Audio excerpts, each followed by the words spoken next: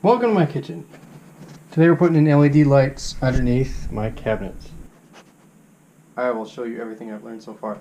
Let's begin with what I started with here. We got some light strip, and I bought some aluminum conduit to put it in. You just feed it right in there like that. And the thing came with a lens, some of that garbage for those. Here's what I found out. The trick to buying LED lights, there's so many different variations and iterations of exactly the same strip. This is really cheap. The thing that you're trying to maximize is the amount of individual light bulbs per inch. And that's what makes sure that when you look at your light under the cabinet, you can't see individual bulbs. And then you also need a diffuser. And then I went with the cheapest 12 was this 36 watt 12 volt transformer, solid state, cheap Chinesium. It's got 2 out, 3 in. Okay, the idea here is that you assemble a light that ends up kind of looking like this, which is just like exactly what you would buy in the store, except for this whole setup cost me less than $5. Oh boy, with shipping probably even less than that. And then you just mount it underneath your cabinet like that. And all it is just the 3 components of the lens, the LED strip, and your transformer and the aluminum channel, which cuts with a hex saw. And to connect these together, because they come in a strip, all on a roll, and you cut them apart, you just solder at the little copper tabs. It's not that hard.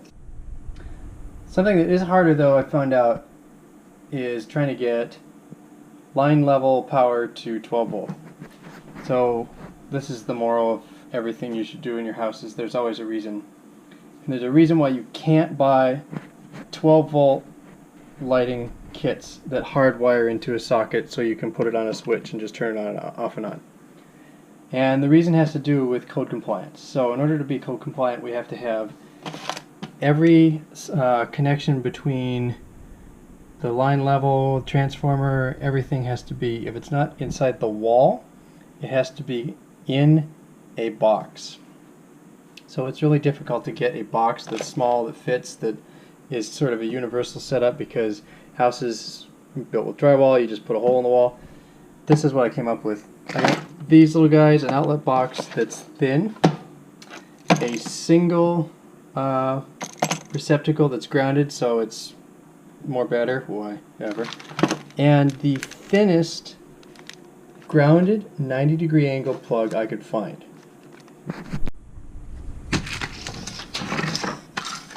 So you put it all together and you get something that looks exactly like this. And this meets all the criteria. It's a box that you can have line level power going into. Dangerous, sparky power being protected from people touching it. The box is shallow enough that it fits underneath the cabinet just right. It's almost impossible to get I think this is 14 gauge connection to a probably 20 gauge connection that fits the criteria of having a mechanical fastener and is waterproof. So this solves that problem, because this is a mechanical connection, and this makes sure that it's grounded. Just pull that apart, solder heat shrink, good to go. And I think with that we can put all these pieces together. So first thing is to shut off the power and pull that apart. Already pre-wired this with sparky wires that have been safetied off here. This is where we're starting right now. Okay, everybody's got one of these. Ah, wow, that was fast. Okay, stick the little safety tester in there. And I got this little guy. Fluke on volt alert. Okay, good lord, it's one of these.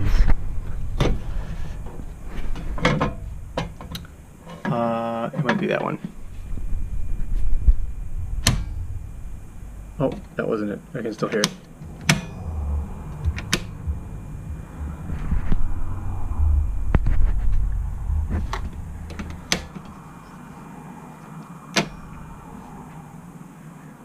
I can't tell if I'm listening to it or if my ears are ringing. Oh yeah, maybe it's that one. That was it. Alright, got it. Well, criminy. And that's how we know we're good.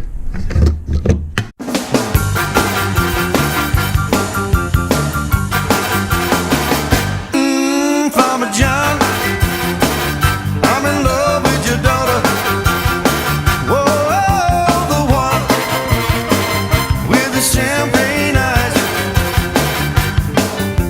I know that she loves me, still she tells me lies. Farmer John, someday I will marry. Whoa, the one. My GoPro died, but I guess I'll show you what's going on. When I put in the cabinets, I found out that the studs are actually 24 inches apart because whoever built this house wanted to save even more money.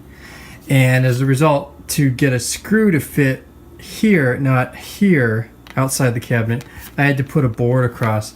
So now I have my extra wire running through. It's running through that, and it's just tight enough that I can't pull it out. There we go. All better.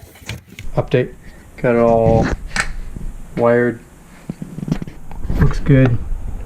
Just gonna screw it up now.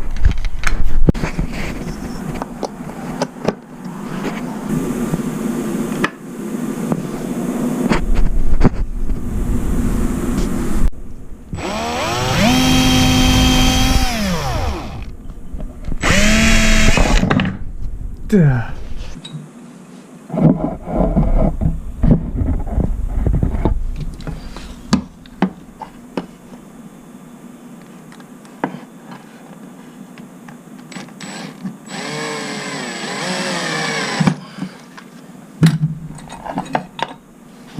Full cover. Cut that part out just like that. And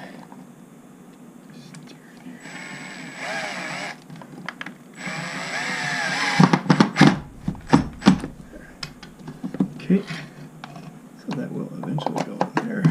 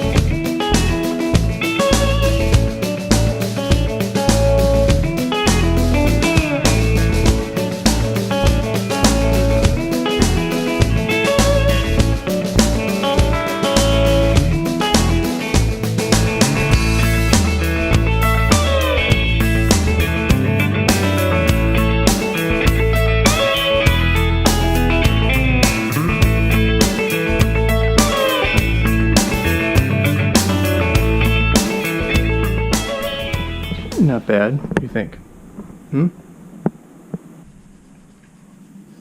All right. Took a few days off on this project. Been picking at it for a little while. We got this far.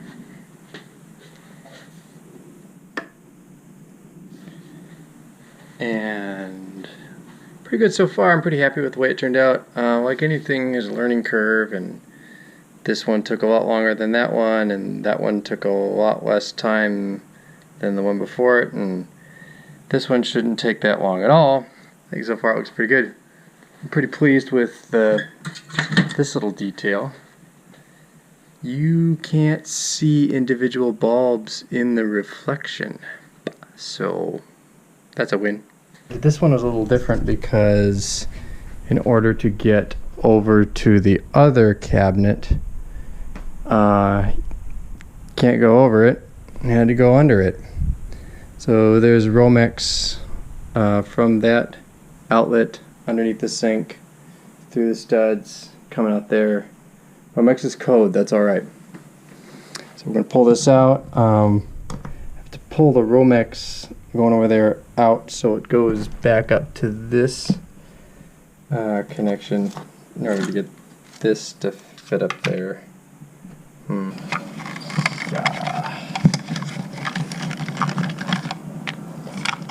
It's got to check for hang-ups. Where's it hanging up? Where is it hanging up?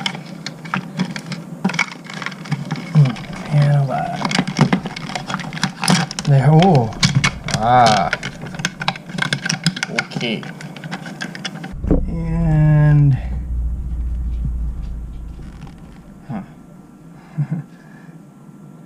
I know there's 1 in, 2 out. Alright, we're starting back up on it today. Kind of been a multi-day project. Thought it would be a 1-dayer, but whatever, picking at it as we go. So today we're putting together the last 2 lights. Found this out, you have to scrape the copper off of the tab in order for the solder to flow onto it. Pretty important. So last night I got this side of the wall wired up with a box and GCFI, GFCI, whatever, and a switch so it works, and the ground faults just like the way it should, and it's wired to the other side over there underneath the sink. And this is a line, or a low voltage coming back over to there, and so this is currently connected to nothing. It just sneaks behind the box. The box has got 120 volt line voltage going through it into this plug. The plug is wired to the transformer, and the transformer is yet to be wired to the strip. So that's what we're going to do today. All right.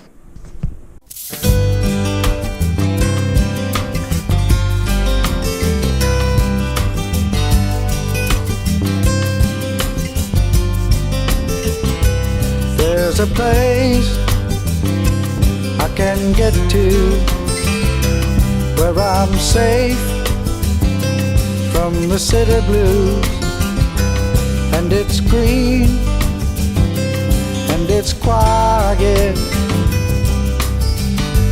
Only trouble was I had to buy it, and I'll do anything I got to do. Cut my hair and shine my shoes and keep on singing the blues if I can stay here in Johnny's garden.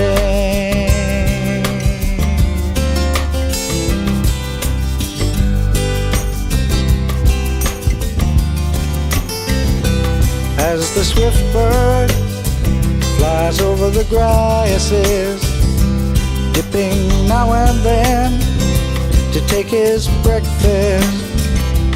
Thus I come and go, and I travel, but I can watch that bird and unravel, and I'll do anything I got to do.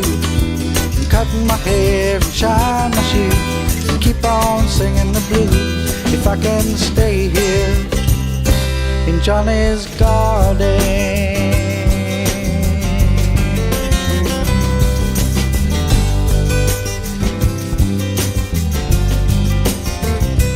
With his love and his caring, he puts his life into beauty sharing, and his children are his flowers, and they give me peace in quiet hours.